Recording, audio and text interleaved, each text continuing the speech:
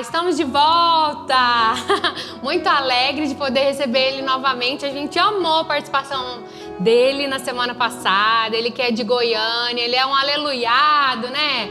Já conheci a pastora Vânia faz tempo. A gente amou o bate-papo sobre fundamentos do Evangelho e hoje tem a parte 2. Então seja muito bem-vindo. É uma alegria te ter aqui de volta, pastor Hudson Rafael. Palminhas para ele. Aleluia! Bom dia! Ei, glória ao Rei Jesus, glória ao soberano. Você vai ficar conhecida aqui como a metralhadora de Deus. Ô Vânia, o Evangelho ele tem esse poder, né? Ele tem esse poder de alcançar a necessidade do homem e transformar essa necessidade em poder, em força. Como Deus ele consegue captar o indivíduo e enchê-lo dele mesmo, para que esse indivíduo não fique refém das coisas da terra, mas ande na dimensão que Jesus morreu para nos colocar. É assentado juntamente com ele nas regiões celestiais. De modo que o diabo, para nos olhar, tem que erguer a cabeça, mas nós, para olharmos para ele, temos que descer a nossa cabeça, porque ele está num patamar abaixo, porque Jesus colocou a igreja num patamar acima. Então, essa metralhadora nada mais é do que o poder que foi colocado dentro de nós para que nós andássemos nessa consciência, para que nós pudéssemos funcionar nessa consciência. E esse é o grande poder do Evangelho. Por isso que quando nós falamos, Vânia, do fundamento do Evangelho, a nossa preocupação nunca é estabelecer o que Davi fez, o que Salomão fez, o que Elias fez, ainda que todos estes homens sejam notáveis, sejam notórios, sejam fundamentais, sejam relevantes. Mas a grande questão é que a igreja, ela anda numa outra dimensão. A igreja, ela anda numa outra perspectiva. Se você olhar para o que Salomão disse, o sábio Salomão, Vânia, ele vai dizer, olha, o que é, já foi. Ele vai dizer que não existe nada novo debaixo do céu. O que é, já foi. O que há de ser, também já foi. Mas você observa que pouco tempo depois, quando Jesus anda na terra, João reclinando-se no peito de Jesus, João tendo profundo relacionamento com Jesus, de amizade, de ministração, de fundamentação. Este João contrapõe o que disse Salomão lá em Apocalipse, dizendo no Apocalipse 21, vi novo céu e vi nova terra. Aquilo que Salomão dizia que era impossível de acontecer, João experimentou. O Salomão estava errado ao dizer que não existia coisas novas? Não, Salomão andava na dimensão que ele tinha. Salomão andava na dimensão que ele conhecia. Mas João andou na dimensão que Jesus colocou ele. João andou na dimensão que Jesus colocou a igreja acima de todas as adversidades, acima de tudo que havia acontecido. Então, quando João, andando na dimensão que Jesus colocou ele, pôde ver mais alto. Quem vê mais alto, vê mais longe. E quando Jesus coloca a igreja num patamar mais alto, é para que a igreja não ande nas limitações propostas anteriormente, mas ande na novidade que estava sendo estabelecida, que ela andasse na novidade do que viria, acima das maldições, acima das doenças, acima da miséria, acima das maldades humanas. Jesus, ele colocou a igreja acima exatamente para que as turbulências não afetassem a igreja.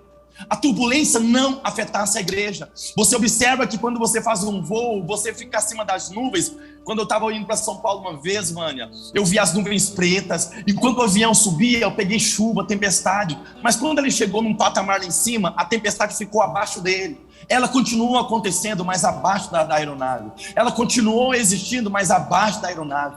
E Jesus coloca a igreja num patamar acima para que todas essas turbulências não interfiram no curso da igreja. A igreja não anda pautada do que está acontecendo aqui embaixo. A igreja anda pautada da dimensão que Cristo a colocou para viver. É aqui que a igreja anda. Por isso que a novidade de mente, Vânia, é tão necessária quando Paulo fala aos romanos, transformai-vos pela renovação da vossa mentalidade. Muito problema que nós enfrentamos hoje, Vânia. Nós queremos vencê-lo e nós não podemos vencê-lo. A questão não é vencer o problema. A Bíblia diz, esta é a vitória que vence o mundo, a nossa fé. O foco é voltar para o fundamento da consciência do que Cristo estabeleceu para nós. O fato é voltar para a consciência de que Cristo Jesus na cruz do Calvário prevaleceu contra o diabo, prevaleceu contra as maldições, prevaleceu contra as doenças, venceu todas as coisas e me deu por herança isso. Então é algo que eu acesso por fé, pela mentalidade. Por isso que é tão necessário quando Paulo fala à igreja aos romanos, para que mudemos a mentalidade, abandonemos aquela velha estatura e voltemos para a fundamentação da vida cristã, da vida da igreja, que é Jesus. Aleluia por Davi, aleluia por Salomão, aleluia por Elias, por Eliseu, aleluia por Salomão, aleluia por Abraão, aleluia por todos os homens que nos antecederam, mas a fundamentação da igreja é Cristo Jesus, o Senhor.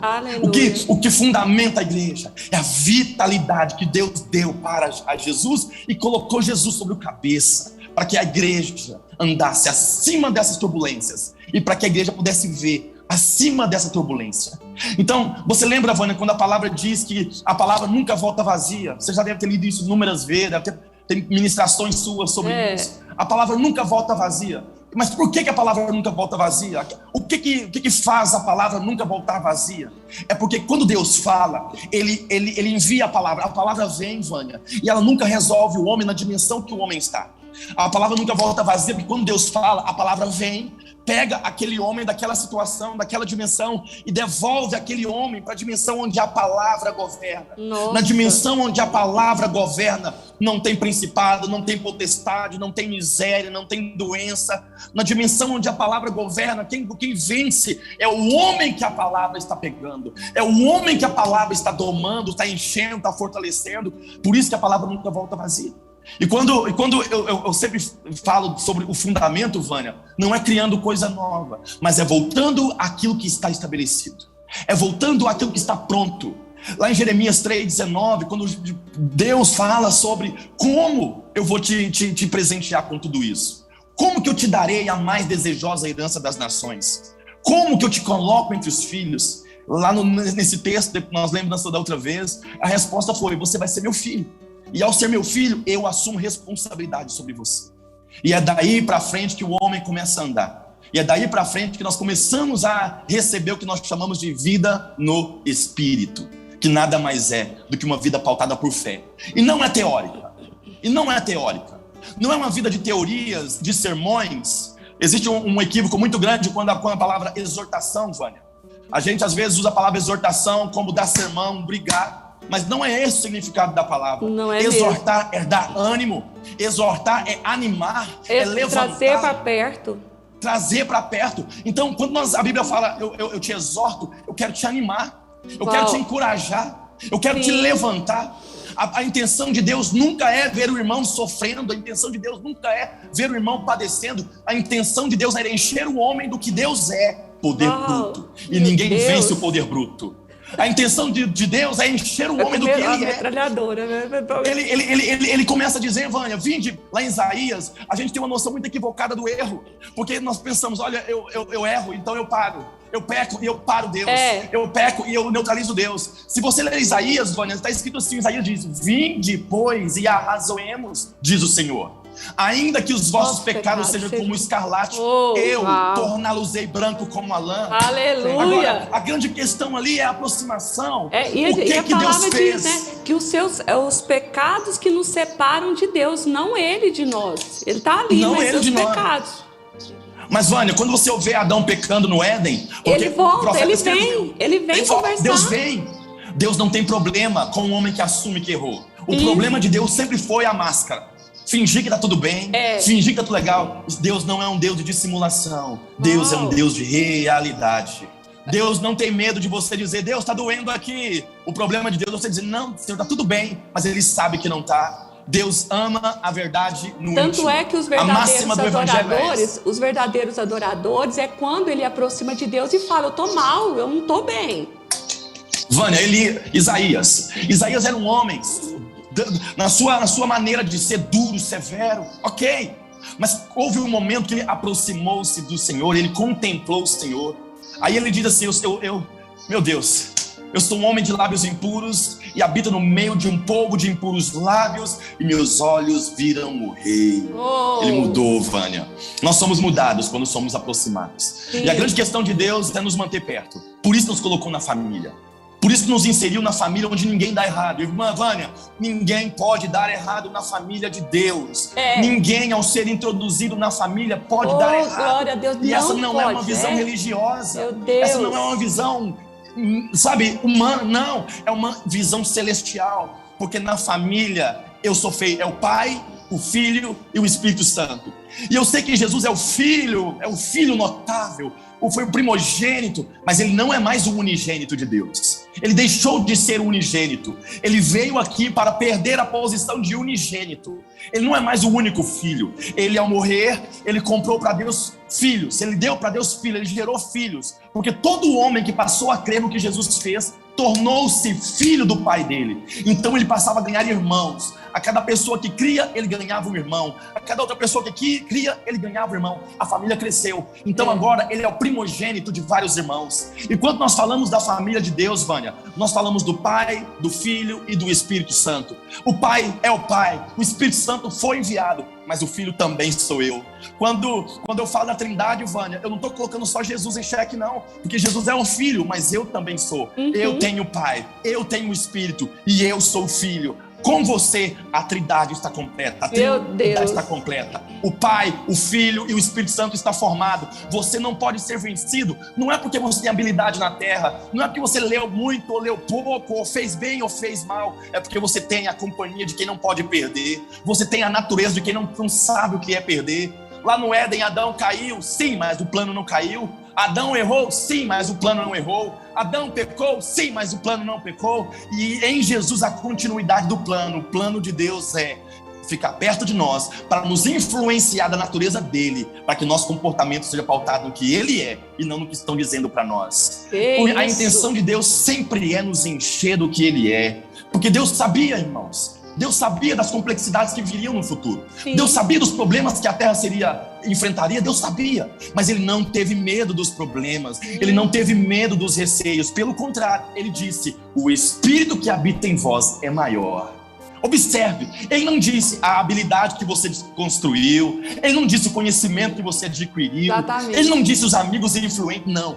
O Espírito que habita em vós é maior do que o que está no mundo. O que está em você é maior do que está no mundo. Pronto. De modo que não importa o nível do problema do mundo. Sim. De modo que não importa o nível da adversidade que o mundo esteja enfrentando. Se eu e se você atentarmos para o que diz a palavra, se nós atentarmos para o nosso testamento, se nós pegarmos isso aqui e nos fundamentarmos no que a palavra diz sobre nós, o nosso pensamento sobre nós vai mudar. E está escrito: como o homem imagina em sua alma, assim ele é. Como o homem pensa em seu íntimo, assim ele é. Você vai perceber que a propaganda da terra é para causar pânico, medo, mas a mensagem do céu é para mandar o medo embora. A propaganda do céu é para que você fique inseguro, mas a mensagem de Deus, a mensagem da terra é para que você e eu fiquemos inseguros, mas a mensagem de Deus é para que nós tenhamos firme convicção. Firme convicção. Um dia, Vânia, eu estava em casa orando, passando por uma situação difícil, e eu em casa orando em línguas, eu e o Senhor, só nós dois no quarto, e eu estava chorando muito, e por um instante, um homem à minha esquerda apareceu não visivelmente, mas eu percebia que havia uma presença divina ao meu redor, ao meu lado. Naquela hora eu ouvi uma voz dentro de mim me dizendo: Hudson, se o que você precisa não existir, lembre-se, eu ainda sou o Deus Criador. Vânia, aquilo me encheu. Aquilo me encheu. Amém. De coragem. Sim. Aquilo me encheu, porque todos nós temos situações difíceis, irmãos. Todos nós passamos por situações difíceis, mas a questão é, nós sempre buscamos nas nossas forças humanas, ou nos nossos intelectos ou conhecimentos, forma para resolver. Mas quando Jesus fala sobre o acréscimo das outras coisas, ele diz assim: busque em primeiro lugar o seu reino e a sua justiça. Ensinamentos de Jesus: como vencer problemas, como satisfazer as minhas necessidades. Jesus disse: busque em primeiro lugar o seu reino e a sua justiça, e as demais coisas vos serão acrescentadas. Mas quando ele fala de reino, Vânia, lá em Lucas, ele diz: olha, nos últimos dias, muitos dirão: ei-lo ali, não irás, ei-lo acolá, saiais. Por quê? Porque o reino de Deus não tem visível aparência. O reino de Deus está dentro de você. O reino de Deus foi colocado dentro de você. Então, no meio de qualquer adversidade, não corra para resolver. Pare e entre no seu lugar íntimo, onde você e o Pai se conectam, onde vocês conversam, onde vocês trocam palavras. Entre ali e permita que Ele te conte segredos que você não sabe. Anunciar-te-ei coisas grandes e ocultas que não sabes. E Ele vai contar para você. Ele vai te revelar soluções que você nem sabia que existia. Ele vai trazer para o seu interior. E então você vai ficar enriquecido aqui dentro. Você vai se fortalecer aqui dentro. Aí cumpre-se uma outra palavra: ao que tem, ser-lhe-á dado. Mas ao que não tem, até o que tem é tirado. Se você não se torna dentro de você aquilo que você precisa antes de possuir, aquilo que você tem, você perde. O foco é tornar-se dentro. O foco é tornar-se dentro. Aonde que primeiro é forte? Dentro. Aonde que primeiro você é próspero? Dentro. Aonde primeiro que você é curado? Dentro. Às vezes, o corpo vai dizer uma mensagem de enfermidade, mas ele encontra uma mensagem de enfermidade dentro de você.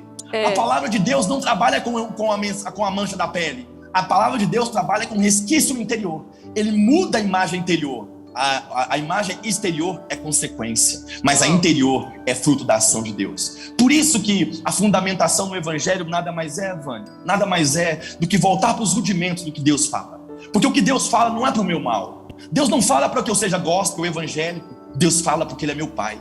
Deus fala porque eu sou filho dele. E lá em Mateus, você leu muito bem em João 4:23, o Pai procura verdadeiros adoradores que o adorem em espírito e em verdade. Ali Ele estabelece a única adoração que o Pai procura, a que vem de filhos. Não é a que vem de servos, não é a que vem de... Não, é a de filhos. Porque é o Pai que está procurando. É o Pai que está procurando. E o Pai não está procurando outra coisa, senão o que os filhos podem entregar para Ele. Aleluia! Aleluia! Salmos 90, versículo 16 diz: aos teus servos as tuas obras, aos teus filhos a tua glória. Salmo 90:16 diz assim: aos teus servos obras, mas aos seus filhos não. Aos seus filhos a tua glória. Só tem um tipo de gente que experimenta a glória de Deus, Vânia. São os filhos de Deus. Os feitos. Só tem um tipo de gente que experimenta o feito, os filhos de Deus. Porque é herança. É herança. Então não é mais o meu braço que trabalha. Não é mais a minha linguagem intelectualizada que trabalha. Não é mais a minha influência verbal, não. É o poder que emana de mim, porque foi Jesus que disse: se credes em mim, como diz as Escrituras, do seu interior fluirão rios de águas vivas. Mas para que esse rio funcione, observe quando Jesus fala em João 15:16, sem mim vocês não podem fazer nada. A chave da igreja é Jesus. A chave da igreja não é Paulo, não é Apolo, não é Salomão, não é Abraão. A chave da igreja é Cristo Jesus, o Senhor. Sim. Não é desrespeitando os demais, não é depreciando os demais de maneira nenhuma. Mas todos eles viveram em função do Cristo. Não é justo nós chegarmos na vida agora e queremos substituir Cristo. O reino de Deus anda dentro dos homens. E Paulo então vendo a briga das pessoas: eu pertenço a fulano, eu sou da Vânia, não, eu sou da Paula, não, eu sou do Juliano, eu sou da Ana Paula Valadão, eu sou da Lívia. Aí Paulo fala assim: peraí, vocês não entenderam não? Não entendeu quem nada. É Paulo?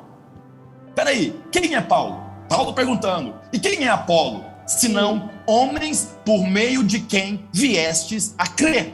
De modo que nem o que planta é alguma coisa, nem o que rega, mas Deus que dá o crescimento. Você entendeu que essas divisões só nos enfraquecem? Que essas separações só nos enfraquecem? Enfraquecem no quê? No fluir do total poder que está disponível para nós. Esse poder só pode ser acionado se focarmos em Jesus. Paulo diz: olhando firmemente para o autor e consumador da nossa fé. Glória, aleluia! Escuta, haverá distrações no meio do caminho. Irmãos, muitas estrelas brilham no céu. Inúmeras estrelas, uma brilha mais, outra brilha menos, mas quando o sol aparece, todas somem. Verdade. Jesus é o sol da justiça, porque não importa quão brilhante alguém seja, quando Jesus chega, Ele ocupa toda a constelação. Ele ocupa todo o cenário. Ele preenche tudo em todos. Que lindo. Não existe outra pessoa. É Ele que ocupa tudo. É Ele, o brilho dele enche. Então o vazio fica cheio, o fraco fica fortalecido, o pobre é enriquecido, porque Ele é quem enche tudo em todos. Quando nós desapegamos dessa verdade, ficamos anêmicos, ficamos anêmicos, perdemos a vitalidade, perdemos a força, aí nós queremos bater boca, aí nós queremos culpar o irmão, condenar o irmão, nós entramos por legalismo, porque nos afastamos da glória que nos está destinada, que é a glória de Jesus. Quando eu falo voltar aos fundamentos, pastora, quando eu falo, Vânia, de estabelecer-se nos fundamentos, não é porque o evangelho está em risco. Irmãos, nada põe o evangelho em risco. O evangelho não é enfraquecido por homens. É o poder de Deus. O evangelho não é destruído, ele é o poder de Deus. Quem pode lidar com o poder de Deus? Ninguém. Herodes era a figura mais poderosa da época e Jesus era um recém-nascido. Herodes, o mais poderoso politicamente, não deu conta de um recém-nascido, mas hoje ele está num trono de glória. Você acha que alguém vai dar conta dele hoje, irmão? Não pegaram ele bebê, vão pegá-lo hoje no trono de glória? Não vão, mas é necessário que eu e você possamos viver o que ele tem para nós. E o que ele tem para nós? Uma vida simples. Simples. Uau. Não tem mistério, sabe? É simples. Simples. O que é isso? É crer na palavra. É só isso. É crer aqui, ó. E a palavra, irmãos, esse livro, a Bíblia, ela contém a palavra de Deus. Porque quando você começa a ler a Bíblia, eu falo isso, né? A Bíblia, ela tem códigos, que quando você começa a lê-la, o seu espírito decodifica. Sim. E extrai as riquezas que estão ali, por trás da letra. Tem uma mensagem por trás de cada letra, que seu espírito sabe captar. O seu espírito vivificado. Por isso você não pode ler a Bíblia sem o autor. Você não lê a Bíblia sozinho, você lê a Bíblia com o autor, porque o autor vai te contar detalhes que a linguagem não conseguiu transportar. O autor vai te contar segredos que a língua portuguesa não conseguiu exportar para você, mas o seu espírito capta aquele poderio, e aquele poderio entra em você e te empodera. Não te empodera te colocando soberbo, altivo. Não, porque no evangelho todo homem fortalecido estende a mão, todo homem cheio de Deus exerce misericórdia. No evangelho todo homem que tem posses compartilha, todo homem que é tocado toca outros. Foi no evangelho que estabeleceu-se a lei de que o maior pega o menor.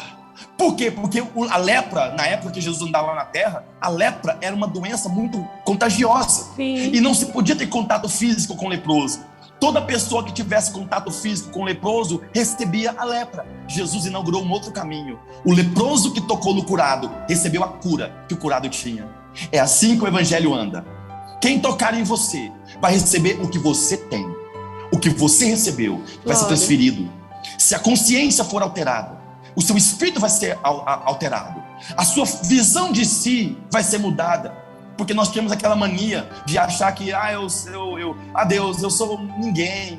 Aquela coisa, né, de quando nós íamos orar, Senhor, eu não sou nada, eu não sou ninguém. Um dia, Vânia, eu fiz essa oração, Deus, eu não sou nada diante do Senhor, eu não sou ninguém. Aí o Espírito Santo disse, se você não fosse nada, eu não teria comprado você com meu sangue.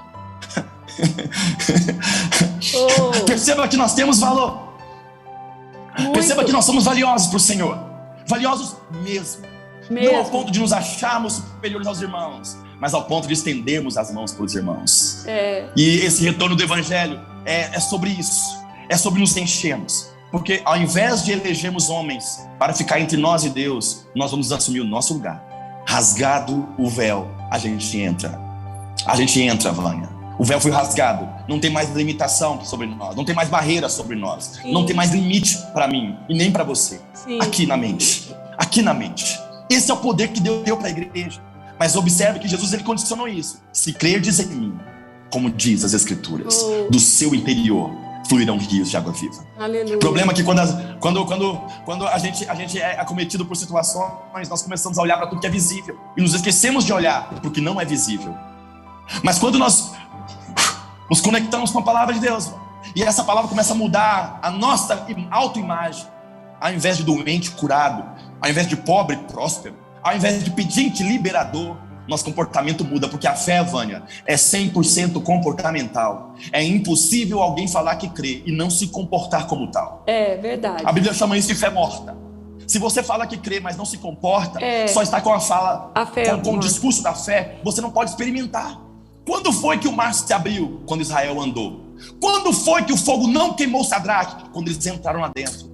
Presta atenção em algo. Se você quiser falar sobre alguém que escreveu sobre andar no fogo, é com Isaías que você fala. Isaías escreveu, quando ele disse: quando andares pelo fogo, as chamas não te queimarão. Quando pelas águas, elas não te submergirão. Isaías escreveu sobre isso. Mas quando você precisa vivenciar, não é com Isaías que você fala. Tem que falar com Sadraque, Mesaque e Abednego. Uau! Isaías tem a teoria, Sadraque tem a prática. Isaías tem a teoria, Mesaque e Sadraque tem a prática. E nessas horas, irmãos, você precisa encontrar, porque o evangelho te faz conhecer pessoas de prática, não de teoria, de prática. O evangelho vai te conectar, a sua fé vai te conectar a pessoas de prática, não de teoria. Porque a teoria pode ser bonita, irmãos, mas a prática que transforma. A teoria pode ganhar seguidores, irmãos, mas é a prática que atrai os milagres. A teoria pode gerar aplausos, mas são as marcas que te fazem reconhecidos no ambiente espiritual que você anda quando crê. Por isso que nós não tememos a adversidade. Pelo contrário, a ideia de Deus é que a adversidade tema você. Quando ele fala na parábola, os envio como ovelhas no meio de lobos, você acha que Jesus não sabe que na cadeia alimentar o lobo come ovelha? Você acha que na cadeia alimentar Jesus não sabia que o lobo come ovelha? Mas a ovelha tem a aparência de fraca, de frágil. A ovelha tem aparência, mas ela tem uma natureza do leão que cuida delas. Então, na cadeia alimentar do que crê, é o menor que pega o maior. É o fraco que pega o forte. É o que não tem que libera. Por isso que é de uma consciência interior que o evangelho nos chama para que andemos. Por isso que o evangelho é contrário a todo mundo. O evangelho não solta Barrabás. O evangelho não prende ele. Mas a opinião pública solta Barrabás. Mas a opinião pública condena aquilo que é evangelho. Por quê? Porque o evangelho denuncia o que não está sendo praticado. O evangelho denuncia o que não está sendo praticado. E o homem só pode ser transformado por aquilo que ele pratica. E se praticarmos o que a palavra diz, nos tornamos o que a palavra é. Invencível, imutável, decididos. Se nos tornarmos o que a palavra... Quando ele fala sobre a construção na rocha, nós falamos isso da outra vez, a casa da areia construída na areia e a casa construída na rocha, observe que não importa o material, é o solo. Aí você vê Jesus vindo aqui e colocando a mim e colocando você sobre ele. Ele é a rocha na qual estamos estabelecidos. Não vale a pena encontrar outro meio de subsistir. Às vezes surgem muitas coisas boas aparentemente, cuja imagem é de sucesso, mas a fundamentação é dúbia. Irmãos, não deixe a rocha pela areia. Não deixe a rocha por outro tipo de material. Porque só a rocha permanece quando o fogo vem. Só a rocha aguenta a alta temperatura. E você e eu fomos feitos sobre essa rocha para que nos identifiquemos com a mesma densidade que a rocha tem. Amém. A onda, irmão. Olha isso, Vânia. A onda do mar, ela é bravia. Ela se levanta poderosa. Ela vem com todas as pompas. Ela se levanta com toda a glória. Mas no primeiro rochedo, ela é paralisada. Quando Cristo envia a palavra dele, é para que não evite, porque o fato de você ser cristão não vai tirar você dos problemas. Amém, irmãos? Não evita que os problemas venham. Amém, irmãos? Cristão também passa problema. Cristão também enfrenta adversidade. A questão é, a adversidade precisa encontrar rigidez em você, de modo que em você ela quebra e volta. Pronto. Em você ela não continua. Amém. Em você ela é quebrada. Eu declaro, irmãos, em nome de Jesus, toda onda que se levantar contra você vai identificar em você uma natureza que não muda de ideia. Uma natureza firmada na rocha que é Cristo. E essa onda vai ter que tocar em você e vai ter que voltar para o lugar de onde ela veio. Porque em você ela perde a continuidade. Irmãos, Davi, quando lutou com Golias, Golias amedrontava todo mundo. Golias assustava todo mundo. Mas o garoto que passava tempo com Deus conhecia o Deus que vencia todas as coisas. Amém. Aí quando Golias veio, irmãos, Davi não estava sozinho não. Estava cheio de soldados com armas hábeis, com habilidades de guerra, paralisados, ouvindo as afrontas. Sim. Ouvindo as afrontas. Escuta, existe uma natureza em você que não tolera as afrontas de Satanás. Existe uma natureza em você que não tolera o que Satanás diz, que não tolera as tramas do diabo. Davi ouviu aquilo indignado, e está na hora de você indignar-se contra as afrontas que Satanás tem se levantado, pautando-se na natureza que Deus te deu. E Davi diz: ei, quem é você? Olha a pergunta de Davi: quem é você? Porque na cabeça de Davi não fazia sentido a arrogância que aquele gigante esbocejava. Não fazia sentido as palavras ferinas que ele proferia. Porque na cabeça de Davi, gigante é o Deus Todo-Poderoso. O contato com Deus fez com que Davi entendesse que grande era Deus. Por isso não fazia sentido aquele comportamento. Davi então foi enfrentá-lo. Mas ele não foi enfrentá-lo com as armas que todo mundo enfrenta. Ele não lutou com o que todo mundo luta, não usou armadura, até começou a tentar, mas não deu certo, porque você não cabe no que todo mundo usa. Você cabe no que Deus te dá. Você não cabe no que todo mundo usa. Você cabe no que Deus te dá. Aí ele foi enfrentar o Golias e disse: ei, você vem contra mim com as armas da terra. Ei, você vem contra mim com aquilo que os homens fizeram, com o que os homens fabricaram. Você vem contra mim com aquilo que os homens produziram, mas eu vou contra você com aquilo que eu recebi do Senhor. Dos exércitos. Meu irmão, deixa eu te contar, o fim daquele garoto, daquele gigante, foi a queda. Mas não pense que ele só caiu. Ele caiu. E quando ele caiu, Davi pegou a espada e tirou-lhe a cabeça. Cabeça fala de autoridade. Por meio da espada, Davi pegou a autoridade. Mas você não dá essa espada. O Espírito também tem uma espada. E a espada sai da sua boca. E você, quando fala, usa a espada. Tira a cabeça do gigante e toma a autoridade que foi tomada.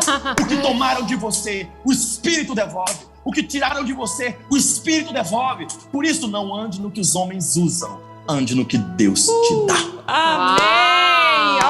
O sucesso do homem de Deus é andar na força de Deus. A Bíblia diz: as armas da nossa milícia são poderosas em Deus. Em Deus. O inimigo, irmãos, ele sabe vencer todo mundo, mas não sabe vencer Deus. A gente tem um equívoco muito grande. A gente pensa que o diabo é um inimigo de Deus. Irmãos, vem pra mim. Deus não tem inimigo. Não existe ninguém à altura dele para ser adversário dele. O diabo é inimigo do Hudson. O diabo é inimigo da Vânia. O diabo é inimigo do homem. Não. De Deus, não. Deus não tem ninguém à altura dele para opor-se a ele em adversidade. Ele é poderoso para fazer infinitamente mais. Ele pode mais. Então, o Evangelho, irmãos, está recheado de mensagens, não mensagens que romantizam a fé, mas mensagens que a trazem para funcionar. O Evangelho está cheio de comportamentos. O Evangelho é 100% comportamental. O Evangelho não é uma teoria romântica de uma religião criada para adquirir seguidores. Não. O Evangelho é o testamento de como se comporta o filho que tem um pai nas alturas. Amém. Ô, Amado, você pode terminar? Você pode terminar? Olha, porque eu vou te falar, viu? Você vai até a tarde. Daqui a pouco ele some, né? Amado de Deus. Olha, eu vou ter que assistir de novo essa pregação. Vou ter que ouvir. Pra assimilar, né? Pra assimilar. Que é isso? Vânia. Você falou coisas tão tremendas. A igreja viver num lugar diferente. Sim. O fundamento nosso, o fundamento em nós é tão forte que a diversidade vai bater aqui, e aqui é mais forte, tudo vai voltar. E vai voltar. Meu Deus! Ele nos enviou como ovelhas, não é preocupado com as ovelhas, não, irmãos. Na cabeça de Jesus, nosso Deus, eu deixei a Vânia lá em Franca. Coitada do diabo, vai levar uma coça. Vai. Não, mas aí, não porque a Vânia tem habilidades extras, não. É porque na família, o Espírito é enviado. Oh, glória. Quem luta com a Vânia, luta com o Espírito que cuida dela. Meu Deus. Quem luta com a igreja? A tropa de elite dela é demais. Quem luta com a igreja, vai cair. Quem luta com a igreja está fadado a perder. Porque lá em Apocalipse, quando fala de Jesus, está escrito assim: ele saiu para vencer. Ele não saiu para lutar. A palavra de Deus, quando é enviada, ela não é enviada para tentar, para talvez. Não. Ela faz para resolver. A palavra é essa. Ela corta. E ela é eficaz, irmãos. E não fique preocupada, mas Hudson, mas vai que a palavra. Eu não sei, a palavra não teve muita unção. Como assim, irmãos? Como assim? Eu quero te ensinar uma coisa. A unção não vem de quem prega, vem de quem ouve a pregação. Uau! A unção nunca vem de quem prega. Repete. A unção, ela não vem de quem prega, ela vem de quem ouve a pregação. Eu vou te mostrar isso. Hebreus capítulo 4, versículo 2, está escrito assim: ora, a eles também foi pregado o evangelho, como a nós, mas a palavra de nada lhes aproveitou, visto não ter sido acompanhada pela fé naqueles que a ouviram. Não tiver fé. A palavra é poderosa, mas se quem ouve não crê, não resolve. Meu Deus! O segredo não é a palavra que eu tô pregando. É quem tá ouvindo e está crendo. Quem tá ouvindo? Não tá aqui o segredo. Verdade. A chave não tá aqui. Meu Deus! Eu não posso reter mesmo. o que tá na sua vida. Mas Sim. se você me ouvir e crer, se você ouvir a palavra e crer, vai acontecer. Vai acontecer. Porque ela é poderosa para fazer. A Meu palavra é viva. Deus. Ela não depende de terceiros. Ela é viva e ela é eficaz. Amém. Essas são as características da palavra. Ela é viva e eficaz. Oh, glória. Essa é a característica. Então, quando você ouvir uma pregação, nunca mais diga: nossa, eu não senti a unção na pregação. A pregação não tem que ter unção. É você que tem que ter ao ouvir a mensagem. Meu Deus. Fecha aí, Desculpa. amado, que nós temos que terminar o programa agora. Ore por nós. Ore e feche Em nome essa de palavra. Jesus. Em nome de Jesus. Em nome de Jesus. O Espírito Santo de Deus está chamando homens para andar naquilo que o Senhor é. E a nossa oração nessa manhã, Pai, é que cada pessoa que nos assiste, cada pessoa em Franca, em Goiânia, em todo o país, ó Deus, e fora do Brasil, onde houver filhos seus, Pai, nessa Senhor. manhã toque-os em nome de Jesus, Sim, Pai. despertando-os para a riqueza do poder que o Senhor disponibilizou na palavra. Sim. Tire de nós a vaidade de andarmos em outros rudimentos. Tire de nós, ó Pai, a ganância de andarmos naquilo que os homens andam, quando o Senhor nos entregou algo superior para que andássemos. Oh, Deus. Nesta manhã, Pai, aliancie corações de volta ao Evangelho, Sim. de volta ao poder vivo de Deus. Sim, meu Pai. Declaramos homens e mulheres aqui, Pai, sendo tonificados pela palavra, de modo que a Aleluia. adversidade volta deles, mas não permanece neles, em nome do Senhor Jesus. Amém. Aumenta a fome, aumenta a sede pela sua palavra em nossos corações, no poder santo do Senhor Jesus, Pai, em nome de Jesus. Espírito Santo, nós te exaltamos por cuidar de nós como Jesus confiou, em nome de Jesus. Amém. Em nome de Jesus. Amém. Muito obrigada. Em nome de Jesus. Recebo essa palavra. Vou assistir de Amém, novo. eu também. Vou assistir de Eu novo. também. E assimilar mais ainda, viu, amado? Amém, pastor. Amém, Vânia. Muito obrigada. Obrigado por isso, Deus irmãos. abençoe. Eu fico muito grato, Paula. Obrigada. Falei pra Paula, Paula, você é pastora, mulher. Você tem a unção de Deus na sua vida. Amém. Pastora, escudeira, Amém. é uma bênção.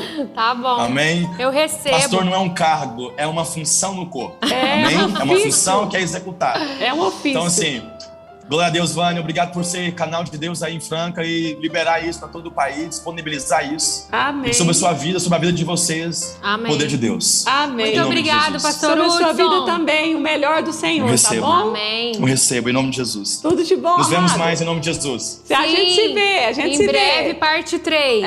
Pode esperar aí. Tchau, até mais. Tchau, tchau.